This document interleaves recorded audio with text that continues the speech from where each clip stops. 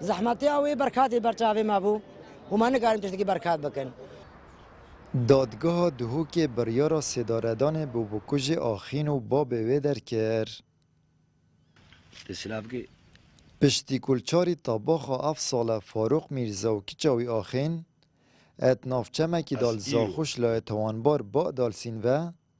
اپرنگه که هوانه هاتی نکشتن افرو دادگاه توان دهوک آماده بونا کسوکارن فاروق میرزای بریارا سداردان هتامر نبو بکوژی در کر. احترافات خوهم قوتن كامل تشتي خو مواصفات قوم تليفون فاروق قربو قوم داخواس قربو به فراوينه بخوا وقو باشكي ما دادي صار تلفزيون قوت تشتي خو كامل قوتن او احتراف هم تشتي خو دفاع كي وين نابو ايك دفاع هذا بوجي رابش دي صار فاروق واخينا او جي قرياو در كف قوم هذا فاروق واخين رونانيم جوامر قاعات تجيبو زيداي دست انسان هذا القاعده نشتي همر خاطر فاروق واخین هات بود بس زون ندارن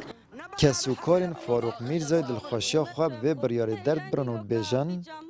بیتوی ابزیترین دم بچی تبواری جبجه کرنه نوکو بکشل چاکسازیا زرکا بیت حواندن او گوشت و برنج پی بهنه دان جامعه افاده همو گرتن و معلومات همو برن بال موجود بون کشتنی او صرفا او همو قانوني او وان پشتی قراره خو همو خوندي حكم اعدام شنقا حتى الموت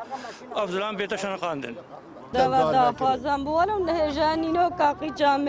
بس ما خوش بو مالا وانا با خوش بو كردستاني هم ممنونم مرة كرن رحمن مريم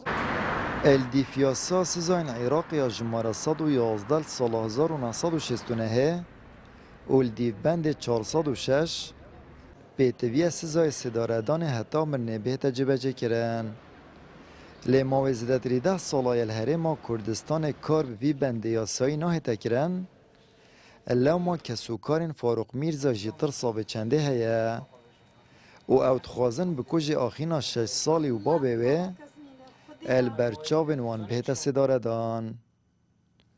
آمد بریفکانی کانال آسمانی پیام دهوک